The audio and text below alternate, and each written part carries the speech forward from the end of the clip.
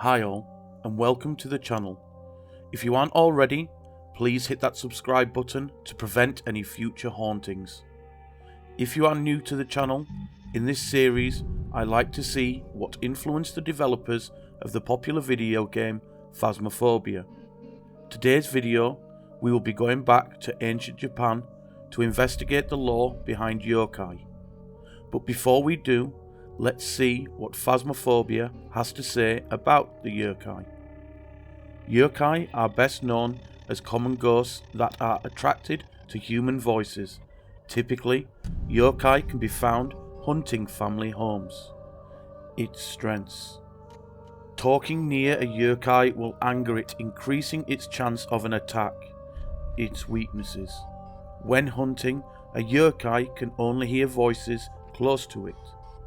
Now, let's dive into folklore and find out what yokai really are. Yokai were first written about in ancient Japan in the early 16th century. The word yokai can be broken down into three words: strange apparition, phantom, and ghost. Yokai are not literally demons in the Western sense of the word, but are instead spirits and entities whose behaviour can range from malevolent or mischievous to friendly, ferocious, or helpful to humans. It is written that the yokai first appeared when the world was created. They live in all kinds of environment, from the tallest of the mountains to the bottoms of the deepest lagoons. Yokai do not see the rules and laws of man as fitting for themselves. Instead, they follow their own morals. But it is thought no yokai are the same, even from the same species. Most yokai enjoy playing tricks on unsuspecting humans and don't intend to cause harm. But that is not the case for all of the yokai, as some do want to kill and destroy everything around them, like the Oni we talked about in a previous video. It is believed that yokai can take any form, from humans to animals, plants, objects, and natural phenomenons. It is not known, however, just how many yokai exist in Japanese folklore. There are just too many to count. I have found a couple of yokai to talk about. The first is the Bakaneko.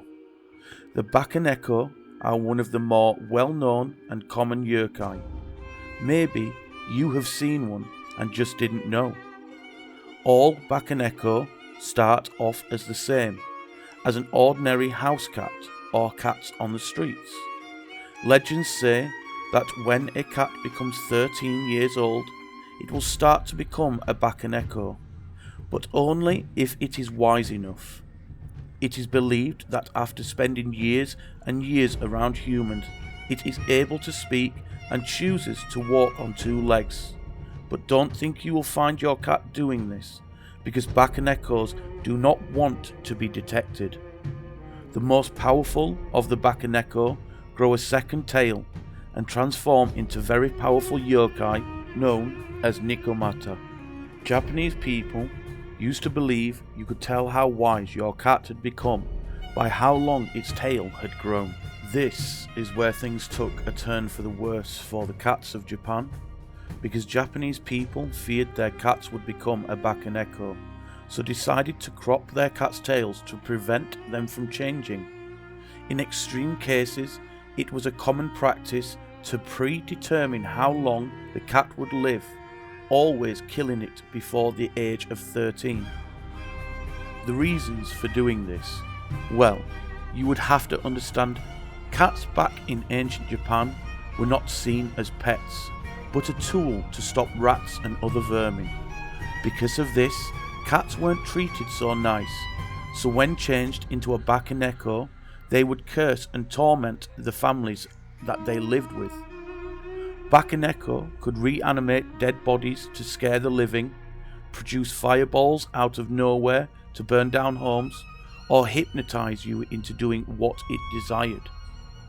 If you were good to your cat and it felt a part of your family, it would do the opposite though, and would bring health, wealth, and good luck to your family. Another of the yokai, one of the most feared, were the kappa. The kappa lived in rivers and lagoons. They attracted attention due to their amphibian humanoid appearance. Kappa had another unique feature, a small hole in the top of their heads. That hole is always filled with water and is the key to its superhuman strengths. The kappa loved to hide among the plants on the banks of rivers and attacked anyone who would pass by, pulling them into the water to their death. There was one way to beat the kappa. When met on land, you had to greet the kappa, bowing continuously. Eventually, the kappa would copy, emptying the water from its head, becoming too weak to attack anyone. These are only two examples of yokai, but as I have said before, there are many, and I may do future videos just on yokai alone. If you are as fascinated as I am about Japanese folklore, please let me know what you would like to see. And if you are only just starting, then you will love just how many stories there are and just how rich the culture is. I would like to say thank you for your time. Please like and subscribe, and as always, stay spooky.